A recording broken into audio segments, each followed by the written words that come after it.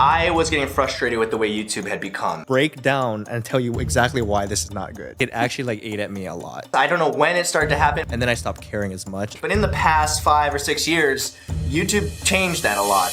Imagine building a digital empire from your own bedroom, only to watch the foundation start cracking beneath your feet. That's the unsettling reality Ryan Higa faced after more than a decade at the forefront of YouTube. Once celebrated as an unstoppable creative force, he gradually found himself at odds with the very platform he helped pioneer. I really have been considering quitting YouTube. I just wasn't having fun making YouTube videos anymore. I wasn't creating things that I was like happy about. The fact that we are even talking about this shows what's wrong with YouTube.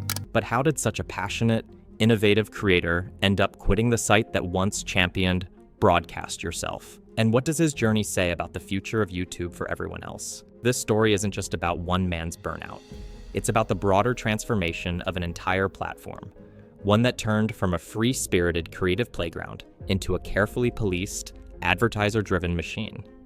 By the end of this video, you might just question whether YouTube remains a space for genuine self-expression, or if it's become a game that creators must learn to play, and sometimes lose. Ryan Higa started his YouTube channel in 2006, back when uploading a homemade video felt like sending a personal postcard to a small community. Nobody really understood the platform's potential at the time. After all, the concept of an online video star was barely a concept at all. But for Ryan, it was a simple way to share goofy lip-sync videos and comedic sketches with friends. Despite low-resolution cameras and minimal editing tools, the energy on YouTube in those days was electric. People weren't obsessing over AdSense or brand sponsorships. They were chasing the thrill of making someone across the world laugh or smile.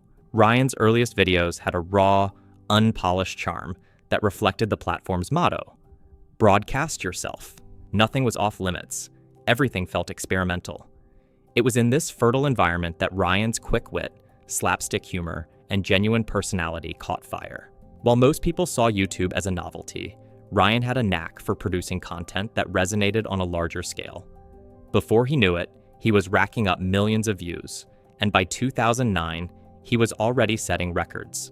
Ryan soon became the second YouTuber ever to cross the 1 million subscriber threshold, a milestone that felt almost mythical at the time.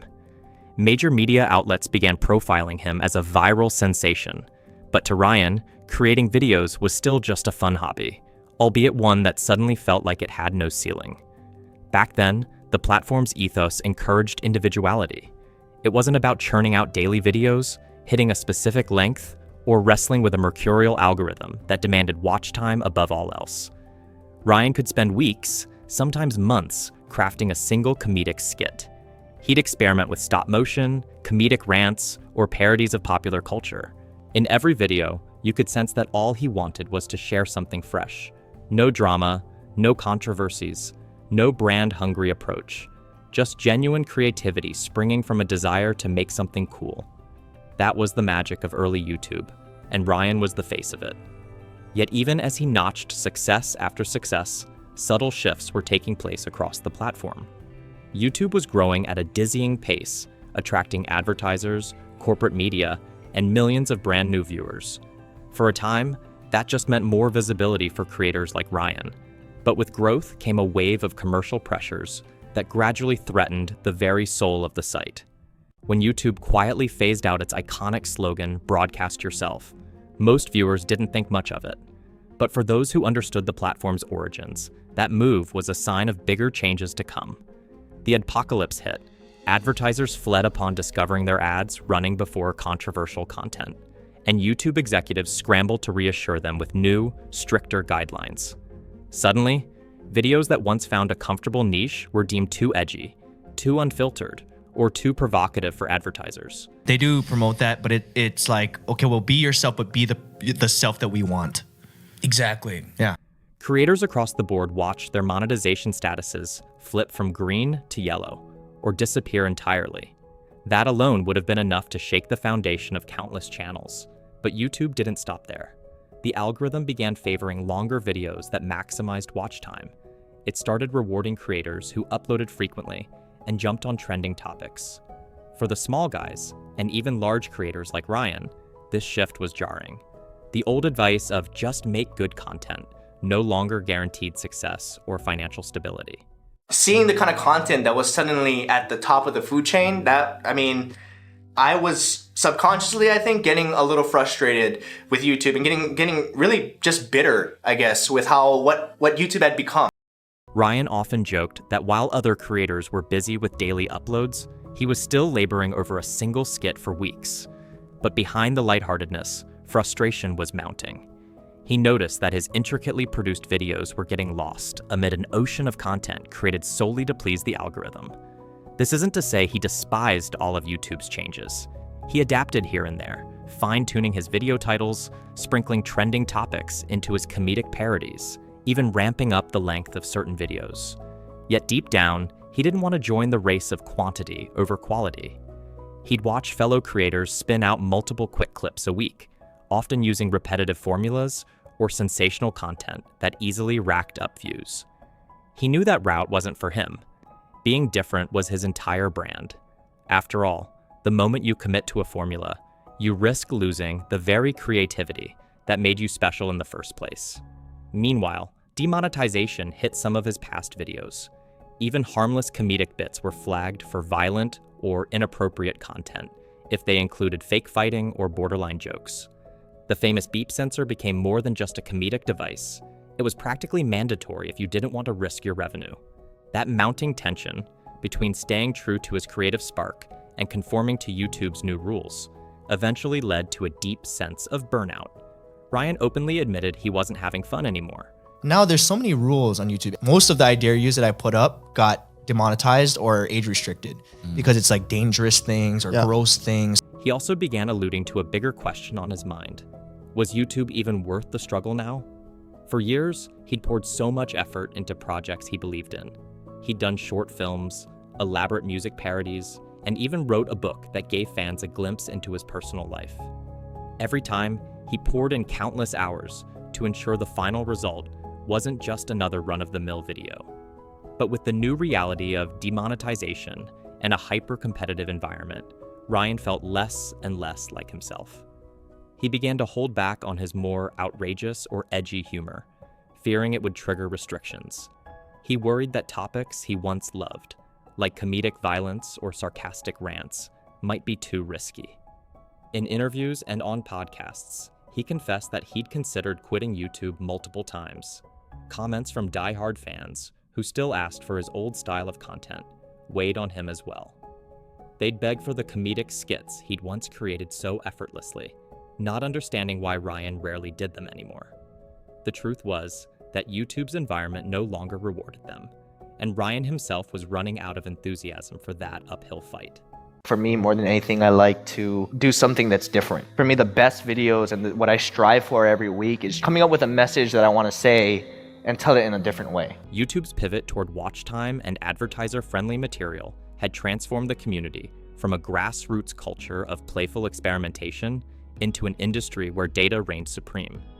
Creators were told to focus on retention graphs, click-through rates, and strategic scheduling, metrics that made Ryan's head spin. At this point, Ryan found that his brand of skits, each meticulously planned, shot, and edited, couldn't keep pace. If he wanted to remain financially secure, he might have to produce simpler content more often. Yet whenever he tried to post simpler videos, he felt a pang of dissatisfaction, like he was betraying his own standard of quality. Then there was the creeping corporatization of YouTube. Suddenly, big media companies and established brands were jumping into the space. Their polished, expensive productions often won favor with the algorithm, which recognized established channels and trending topics. Even smaller creators who did find a winning format had to churn out new iterations of the same formula weekly or risk falling behind. This approach to content creation, repeat the format that works, stood in direct opposition to Ryan's core belief in always evolving and surprising viewers. He could sense that the environment was increasingly hostile to the kind of playful originality that made early YouTube so special. By 2020, Ryan's main channel had gone quiet. The last upload date sat at April 24th, 2020, and fans were left wondering if he'd ghosted them for good. Behind the scenes, he was grappling with tough questions. Should he keep forcing himself to make YouTube videos that no longer fulfilled him? Could he find a different outlet for his creativity, one that felt more genuine? Was it time to walk away from the platform that had once changed his life? Ryan wasn't the only high-profile creator facing a crisis of purpose. Others had taken extended breaks or quit altogether, citing burnout and frustration with YouTube's shifts. Longtime fans of the platform noticed how many OG channels were either stagnating or pivoting to new forms of content. During this same period, Ryan found new energy in an unexpected corner of the internet, Twitch. Streaming offered a starkly different experience. Instead of meticulously crafting every joke and edit, Ryan could speak directly to fans in real time, no second-guessing every syllable for demonetization rules. The spontaneity of live streaming felt closer to the authenticity of old-school YouTube than anything else on the market. Ryan described Twitch as feeling like the wild, unspoiled frontier that YouTube once was. While it has its own guidelines and cultural norms, the live nature of streaming let him be fully himself, unscripted and unfiltered. In a typical broadcast, you might catch him joking around with longtime friends, reacting to memes, or diving into obscure gaming worlds. That raw, real-time interaction reignited a creative spark that had all but flickered out. Gone were the days of meticulously editing out every mild swear to satisfy the algorithm's appetite for advertiser-friendly content. If Ryan felt like messing around with a comedic bit or spontaneously addressing fans' burning questions, he simply did so. This gave him the rush of creative freedom he'd been missing. He also saw how supportive the Twitch audience could be, tipping or subscribing, if they genuinely enjoyed the content.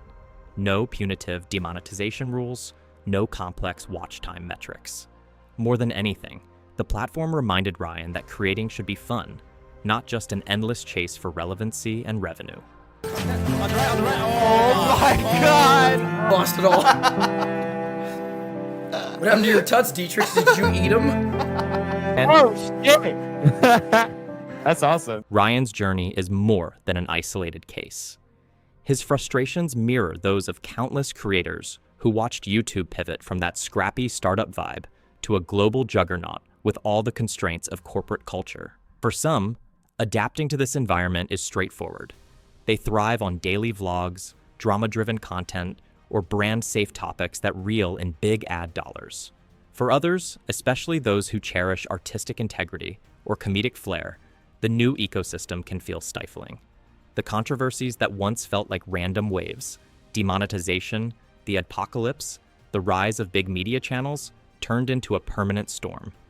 Even major personalities like PewDiePie and Jenna Marbles have confronted massive backlash or exiles for content posted in earlier, looser times. With every passing year, it seems more creators find themselves choosing between playing it safe or risking livelihood and reputation by staying true to their raw selves. For the average viewer, this reality might be obscured by catchy thumbnails, recommended feeds, and the occasional mainstream viral video. But beneath the surface, the tension is real. If you're a creator, you can't help but feel the algorithm's watchful eye. If you're just a fan, you might sense that your favorite channels aren't quite the same. Maybe the jokes are tamer, the content more formulaic, or the energy more forced. Ryan Higa's story underscores the discomfort that comes when personal passion clashes with platform policies.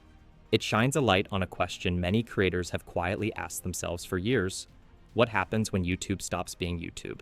I liked how YouTube was. Everybody could see great content when you typed in youtube.com. Now it doesn't really mean anything. It feels like people are either talking to you because they want something from you or something for their business rather than actually getting to meet you. That was like a breaking point for me. I was so over. I was like, I'm either gonna quit or I need to change what I need to do. So where does all this leave Ryan Higa and the rest of the YouTube community?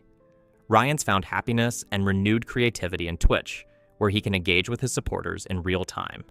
He still has millions of fans on YouTube who hope he'll return full force. But at least for now, live streaming satisfies the need he once felt so strongly in YouTube's heyday, the drive to genuinely connect. Looking at the bigger picture, YouTube shows no signs of slowing its shift toward short-form content, mainstream partnerships, and ever-evolving advertiser demands. It's still the world's largest video platform, and countless creators successfully navigate its rules. Some even thrive. But if you ask Ryan Higa, or many others who started in the golden era. They might tell you that a piece of YouTube's soul was lost along the way. This leaves a question lingering for every viewer and creator alike.